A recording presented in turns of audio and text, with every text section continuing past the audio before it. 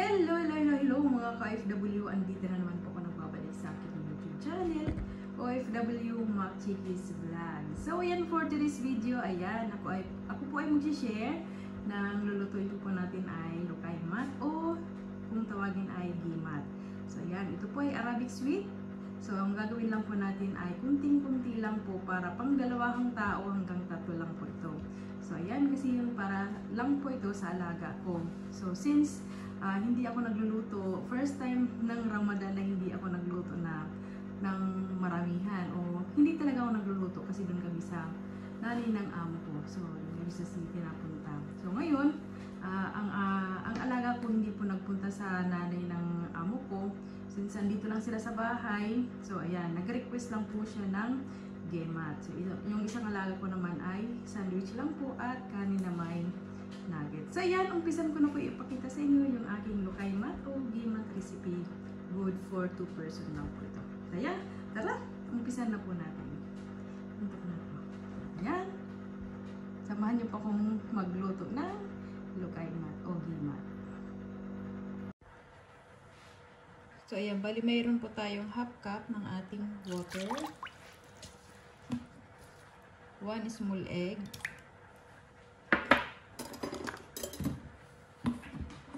Ating oil, 1 tablespoon. Tansya na lang tayo.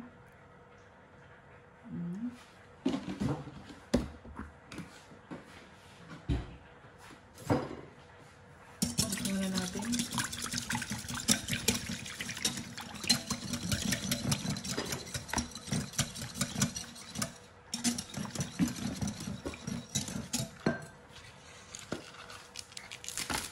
Ito natin this.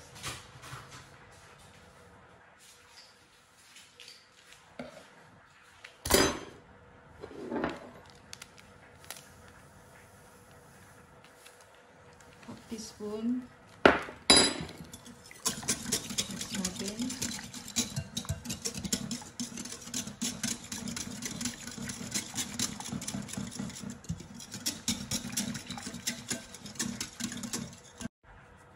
Ating sugar, 1 tablespoon.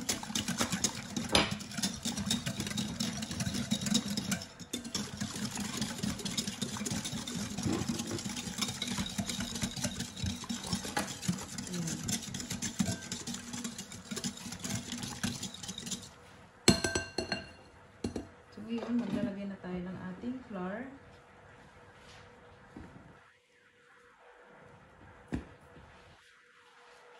Flour is 1 cup.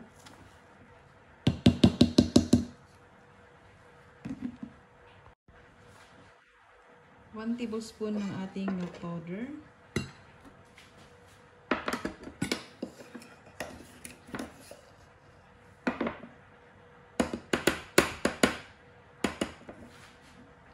Half tablespoon ng ating corn flour.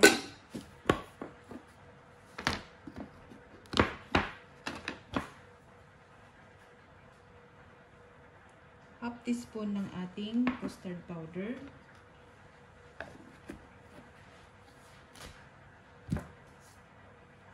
Pinch of salt.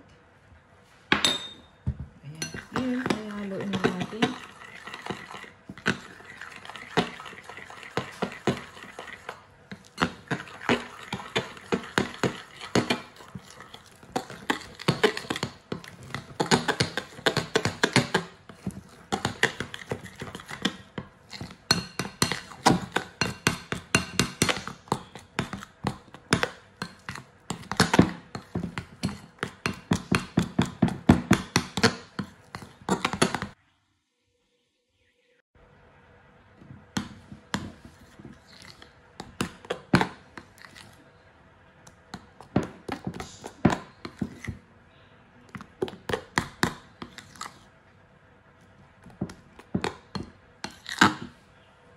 So, ngayon mag-add po tayo ng nilagang potato o mashed potato.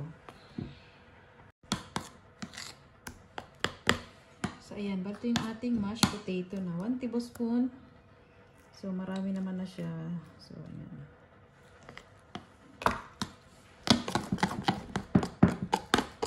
So, yung potato ay pampalambot po yun ng ating gemat. So, yung cornstarch, pampakalutong, at yung custard naman ay pampalasa. Yan. So, yung custard, same din yun ng same din naman siya ng cornstarch o corn flour. Kaya, half teaspoon lang inilagay natin. So, pandalawang tao lang to. Kasi ang alaga ko lang gustong kumain nito. Ito lang kasi yung kinakain niya. Yun. So, i-rest lang natin ng mga 30 to 45 minutes. So, pwede na yung lutuin. Ayan. Pwede na siya.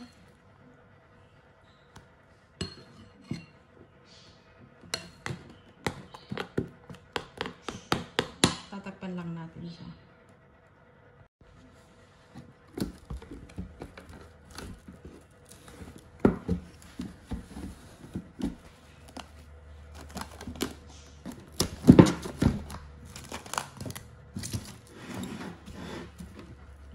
Rest lang natin ng 30 to 45 minutes.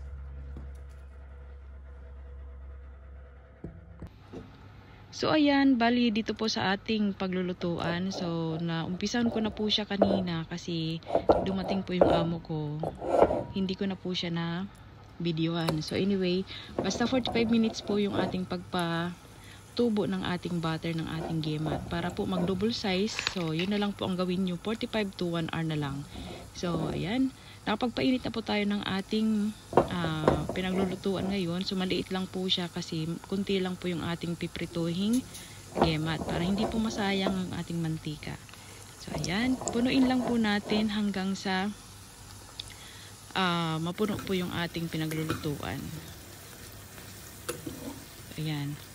I-fry nyo lang po hanggang sa mag-golden brown o kung gusto nyo po ng medyo mas crispy pa. So, dagdagan nyo pa ng pagluto. So, ayan. Okay na dito yung ating gemat. So, tatanggalin na natin dito sa ating oil, sa ating pinaglulutuan ng ating pan. So, ayan. I-continue lang po hanggang sa maubos na nating lutuin yung ating gemat. So, ayan. Third batch na ng ating gemat na priniprito. So, laman lang nitong na to, pinaglulutuan ko is mga 12 to 13 pieces lang po ito. So, ayan. Tapos na po nating prituhin yung ating gemat. So, yung ating gemat is good for 2 person lang po. 2 to 3 person. So, ayan. Ito yung ating date soup, syrup. Ayan. Ililipat lang natin dito sa kabilang bowl kasi para diretso na siya ilagay yung ating syrup. Para hindi na siya dumikit dito sa kabilang bowl. So anyway, yung ating syrup, ininit ko pa po siya sa microwave kasi nasa ref po kasi galing ito yung ating syrup kaya medyo sticky siya. So ngayon, ito na po siya at madali na siyang i-spread dito sa ating gemat. Ayan. So, dito hindi nyo makikita na may sesame seeds po siya kasi yung alaga ko ayaw ng may sesame seeds. So, ayan. Maghihiwalay lang po tayo dito sa kabilang paglalagyan natin para ma-vlog natin. So, ayan. So, ayan. Dito natin ilalagay yung ating pang-vlog. Siyempre, lalagyan natin ng sesame seeds. So, naglagay pa ko dito ng black sesame seeds at ang ating white sesame seeds. So, ayan. Tikiman na. So, ayan. Hanggang dito na lang muna ulit ang aking vlog ngayon. OFW Magchikis Vlog, Gemat or Lokaymat. Ramadan Mubarak po sa inyong lahat.